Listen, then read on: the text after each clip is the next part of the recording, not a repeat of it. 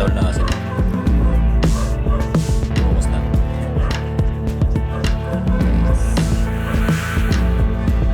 So, ito yung Facebook ako.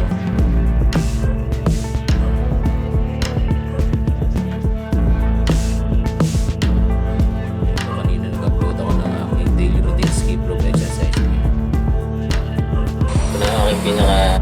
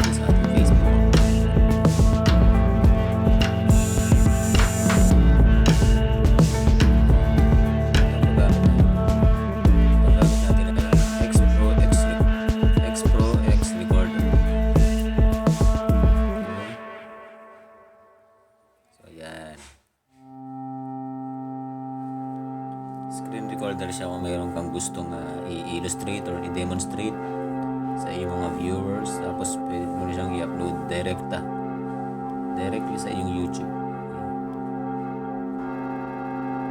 At least pwede ka mag-record at least mga hanggang 15 minutes yun, pwede na yun. Download mo lang yung X Pro recorder, okay, sa apps.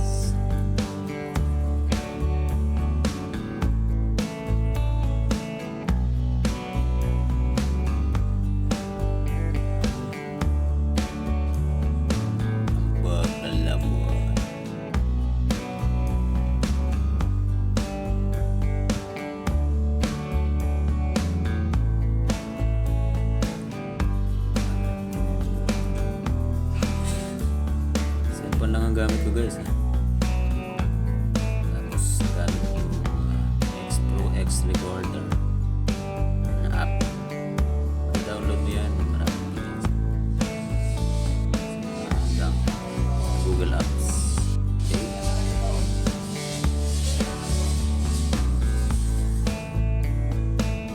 Wala sa iyo pa. Facebook account.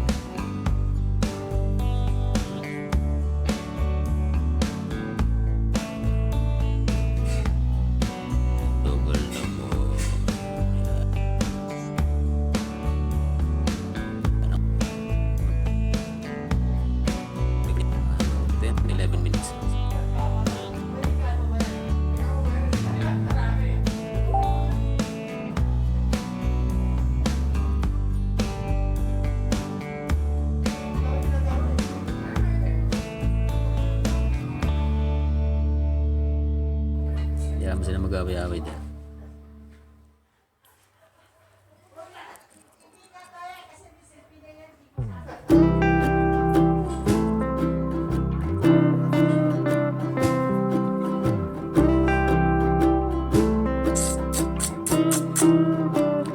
Ito guys, ang ginagawa kong ito. Demonstrate nyo kung paano itong paggamit ng X-Pro recorder.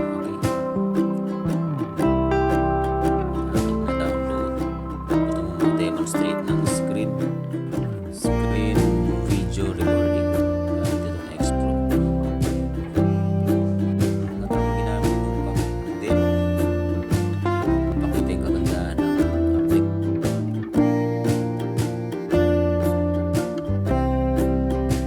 Piling na ating tinatawag na testing.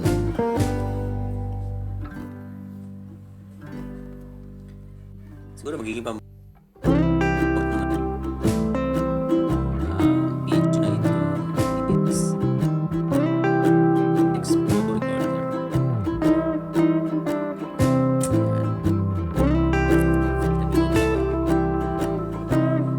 9 minutes.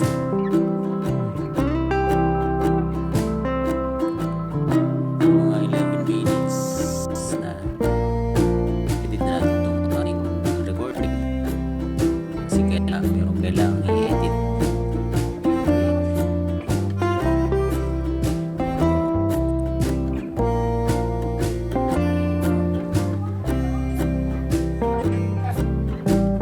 Okay, so yung demonstrate ko sa inyo. Kasi pinapakita ko sa inyo rito. Ay, kung paano ka mag-run accounts na Facebook. Sa YouTube. Sa phone, sa smartphone. And kung meron kang Facebook account, yun lang. Gawin mo, log in to another accounts. Diba? Kung marami kang Facebook,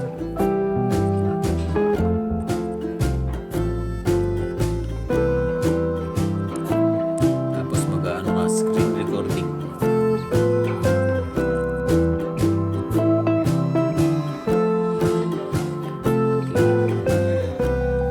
Sa YouTube lang naman guys, mga is 10 minutes pataas na video. Hindi ko sasabing monetize na ako. Yung channel yung importante. Kung gusto, kung monetize ka na, para bayaran ka, dapat yung at least 10 onwards pataas. Yung length, yung haba, okay, ng yung video record. Ito trip lang, gustong 11 minutes para pan-demonstrate lang.